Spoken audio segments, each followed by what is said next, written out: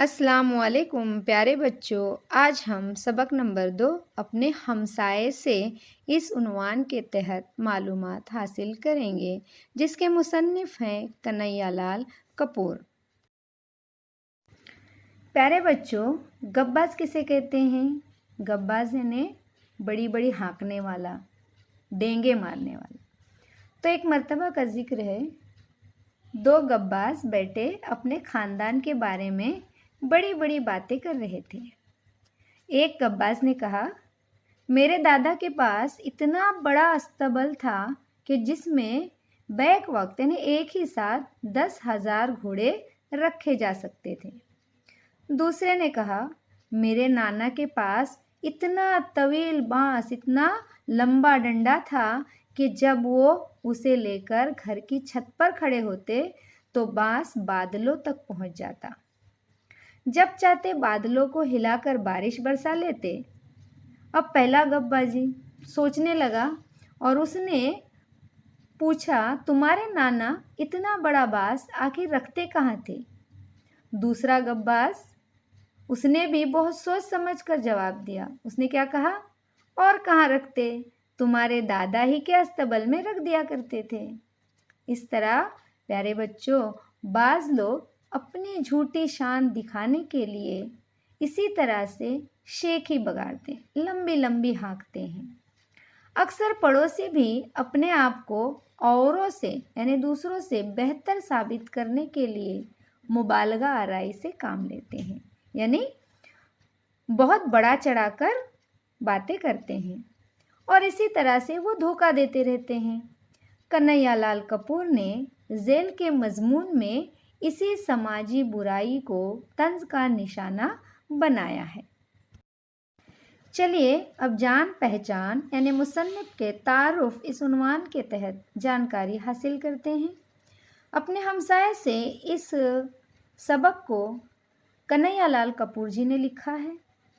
کنہیا لال کپور یہ 27 جون 1910 کو ضلع لائل پور یہ موجودہ فیصل آباد ہے، یہاں پر پیدا ہوئے۔ اعلیٰ تعلیم حاصل کر کے وہ انگریزی کے استاد مقرر ہوئے، انہیں انگریزی کے استاد بنے۔ بعد میں موگا پنجاب میں گورنمنٹ کالج میں انہیں پرنسپل کے عہدے پر فائز کیا گیا اور یہیں پر وہ 1980 میں وفات پا گئے۔ طنز و مزاح میں جرات اور بے باکی کنہیا لال کپور کی خاص پہچان ہے۔ وہ سماجی ناہمواریوں کی جاندار تصویریں پیش کرتے ہیں۔ ان کی تحریروں میں طنز اور احتجاج کا پہلو نمایاں ہے۔ انہیں پیروڈی یعنی مضحکہ خیز نقل لکھنے میں خاص مہارت حاصل تھی۔ ان کے طنزیہ و مزاحیہ خاکے بھی بہت مشہور ہوئے۔ نوک نشتر، بالوں پر، سنگ و خشت، چنگ و رباب اور کامریڈ شیخ چلی ان کی مشہور کتابیں ہیں۔ تو آئیے دیکھتے ہیں اپنے ہمسائے سے۔ یہاں پر 2 پڑوسیوں کے بارے میں ذکر کیا گیا ہے، ایک تاجر ہے اور دوسرا معلم ہے۔ دونوں اپنے آپ کو برتر ثابت کرنے کے لیے کون سی پریشانیاں جھیل رہے تھے، اس کا بہت ہی خوبصورت انداز میں طنزیہ طور پر کنہیا لال کپور نے اس سبق میں بیان کیا ہے۔ آؤ میاں سمجھوتا کر لیں۔ آج تک ہم ایک دوسرے پر رعب جمانے کے لیے ایسی باتیں اور حرکتیں کرتے رہے ہیں جنہیں فضول ہی نہیں مضحکہ خیز کہا جا سکتا ہے۔ مضحکہ خیز یعنی جس پر ہنسی آئے۔ لیکن سوال یہ ہے، آخر ہم کب تک ایک دوسرے کو مرعوب کرنے کے لیے اپنی حیثیت سے زیادہ خرچ کرتے رہیں گے یا جھوٹ بول کر اپنی عاقبت خراب کریں گے؟ عاقبت یعنی آخرت۔ یعنی سوال یہ پیدا ہوتا ہے کہ آخر کب تک ہم ایک دوسرے پر رعب جمانے کے لیے اپنی حیثیت سے زیادہ یعنی اپنے پاس جو ہے نہیں اس سے بھی کہیں زیادہ ہم خرچ کرتے ہوئے یا جھوٹ بول کر اپنی آخرت کو بھی خراب کرتے رہیں گے؟ آخر کب تک؟ क्यों न हम इस हकीकत को तस्लीम कर ले कि हम दोनों में से कोई भी रईस इब्ने रईस नहीं, बल्कि तुम एक मामूली ताजिर हो और मैं एक मामूली मौल्लिम हूँ। रईस इब्ने रईस यानी अमीर बाप का अमीर बेटा। तो हम इस हकीकत को तस्लीम कर लेते हैं कि हम दोनों भी कोई अमीर बाप की औलाद नहीं है, बल्कि तुम एक मामूली ताजिर हो, बिजनेसमैन हो, और मैं एक मामूली मौल्लिम हूँ, उस्ताद हूँ।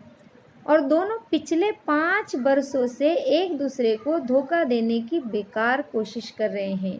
चुनांचे अगर तुम कहते हो कि तुम्हारा भाई दिल्ली में मजिस्ट्रेट है, तो मैं तुम्हें मुतला करता हूँ मेरा भाई इलाहाबाद हाई कोर्ट का जज है।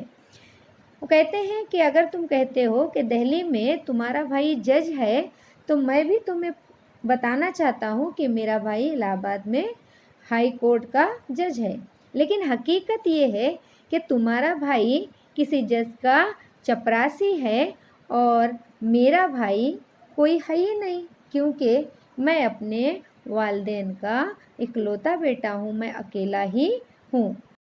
2 साल पहले की बात है, तुमने एक बार कहा था कि मैं बीवी और बच्चों को साथ लेकर किसी सियत अफ़ज़ा मुकाम गालिबन नैनीताल जा रहा हूँ, और मैंने भी तुम्हें यह बताया था कि मैं माँ अहलो अयाल यानी अपने खानदान, अपनी बीवी बच्चों के साथ में ओटाकामन जा रहा हूँ। लेकिन तुम नैनीताल गए और न मैं ओटाकामन। तुमने वहाँ न जाने का ये बहाना बताया कि एकलख्त यानी अचानक तुम्हारी बीवी की तबीयत ख़राब हो गई और डॉक्टर ने उसे घर पर मुकम्मल आराम करने के लिए कहा है। अब मैंने कौन सा बहाना बताया ओटाकामन न जाने का? ये वजह बताई कि मेरे साले साहब की शादी है और मुझे उसका इंतज़ाम करना है, और इसीलिए मैं ओटाकामन नहीं जा सकता। अब लुत्फ़ की ये बात है कि मुझे पता था कि तुम्हारी बीवी भली चंगी है यानी सेहतमंद है, और तुम्हें पता था कि मेरे साले की शादी क्या अभी उसकी सगाई तक नहीं हुई है। पिछले दिनों जब तुमने मुझ पर रौब जमाने के लिए किश्तों पर एक फ्रिज खरीदा, तो मेरी बीवी भी मेरे सर हो गई। सर हो जाना, ज़िद करना। मेरी बीवी ज़िद करने लगी कि हमारे घर में भी फ्रिज होना चाहिए, और इसीलिए न चाहते हुए भी मुझे फ्रिज खरीदना पड़ा। अब मुझे पता चला है कि तुम किश्तों पर टेलीविज़न सेट खरीदना चाहते हो, यानी टीवी लेना चाहते हो। खुदा के लिए ऐसा न करना, मेहरबानी होगी, क्योंकि अगर तुमने ऐसा किया तो मैं तबाह व बर्बाद हो जाऊंगा, क्योंकि फ्रिज की किस्त बड़ी मुश्किल से अदा कर पाता हूँ, और अगर टेलीविज़न की किस्त भी अदा करनी पड़ी तो मेरा दिवाला ही पिट जाएगा। दिवाला पिट जाना यानी बड़ा नुकसान होना। मैं जानता हूँ कमोबेश तुम्हारा भी यही हाल है, मेरा और तुम्हारा हाल एक जैसा है।